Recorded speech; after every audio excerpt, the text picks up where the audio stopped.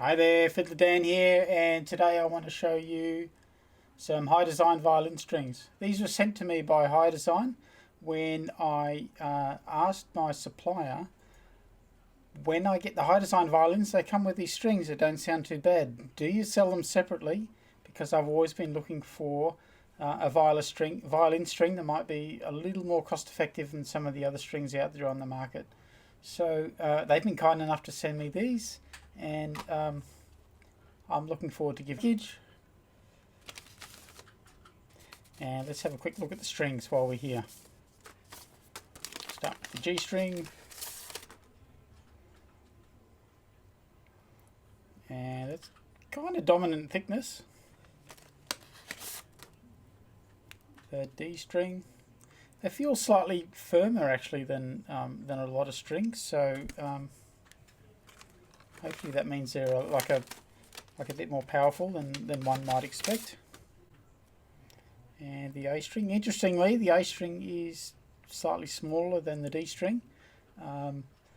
Many strings on the market, the A string is actually a bit bigger than the D string. So that suggests there's some different construction there. And here's the E string, and a plain steel E string like you get with a lot of them. So my plan is to put them on the violin that I use a lot because I'm familiar with that sound.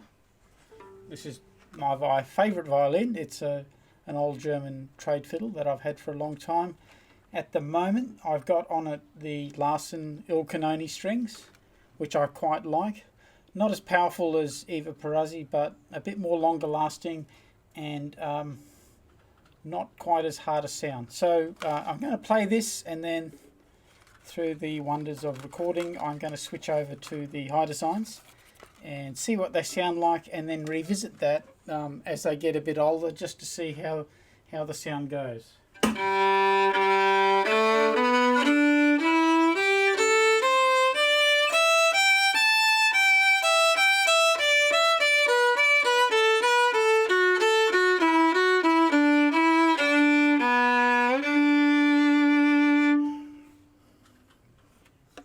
Il Cannone, or the Canon strings. And now let's have a look at the Hidersine strings.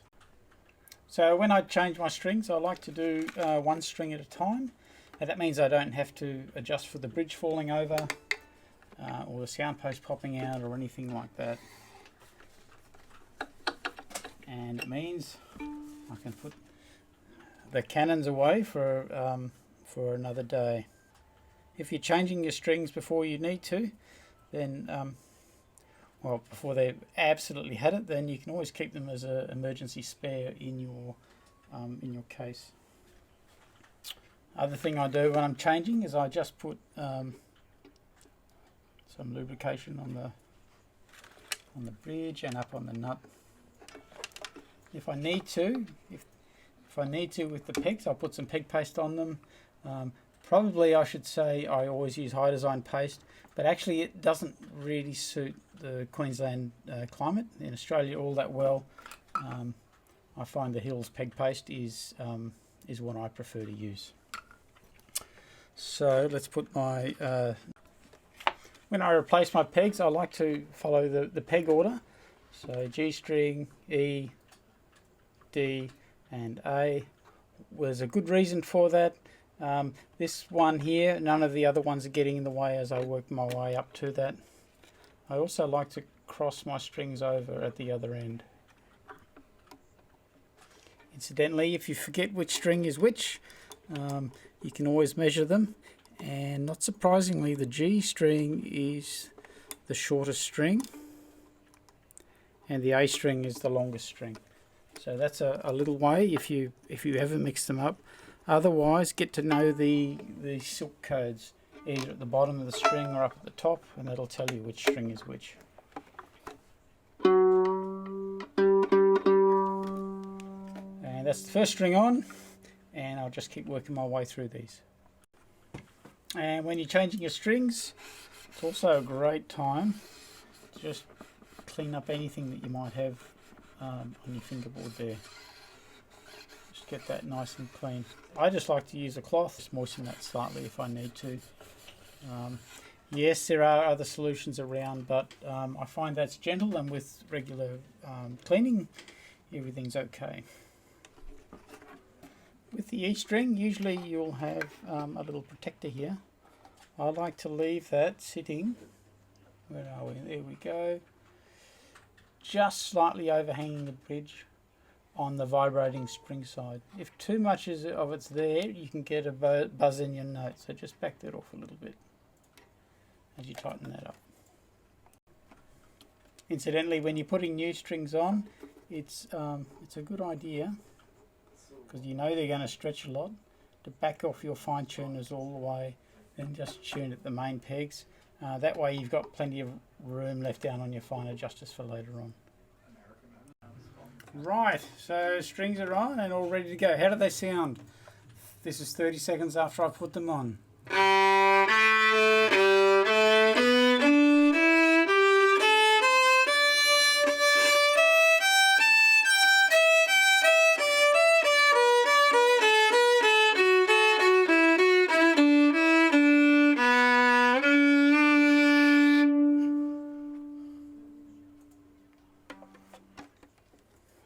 What did you think? I thought they were loud and bright without that kind of brassy brightness that you get on the cheaper strings, and yeah, not bad for a first play. I'll come back tomorrow and check in on them again to see how they're sounding. Catch you then. And we're back, and this is one day later with the Hidersine strings.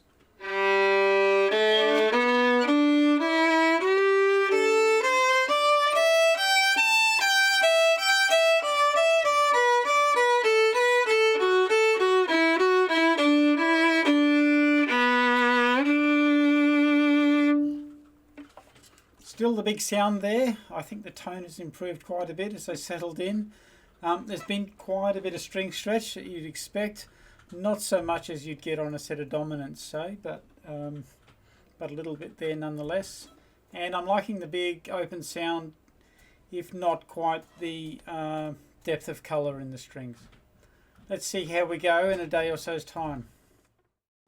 Hi, and we're back, and I've had these strings on my violin now for about 5 days. So let's hear how they sound.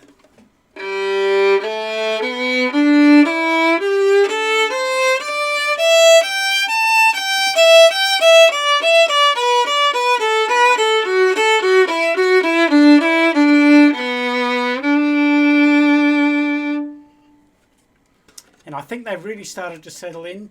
At leastways, there's no more stretch in them, and the tone's a bit more solid. So what do I think of them? These are the Hidersines, and I think they're a bright string, but they're not as colourful as some strings. So if you're looking to move from steel strings to get your first set of synthetic core strings, and I think these might be quite good, particularly with the price point that they're at. I think they project probably a bit more than the other contender for your first set of strings, the Alphaeus. They project a bit more than the Alphas. I think they probably even project a bit more than Tonicas. Certainly they're not up in the level with projection of the Il Cannones or the Canons that I'm liking at the moment. Or certainly not the Eva Perazzis. They're a kind of very direct string. So in that sense, they're similar somewhat to the Visions, though the Visions are a lot more expensive, and they have more colour in them, the Visions.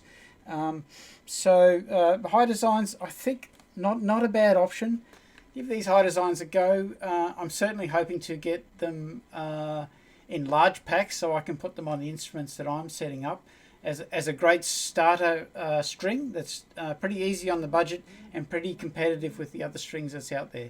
So yeah, come and play an instrument with them on them, see what you think. I think for their price point they're going to be fantastic value.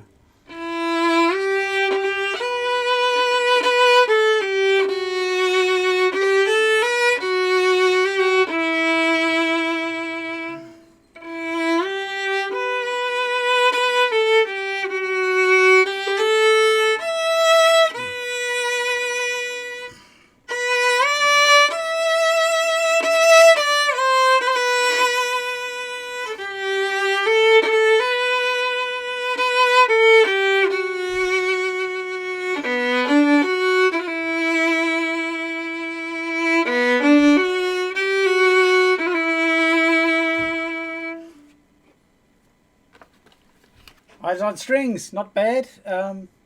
See what you think. Bye for now.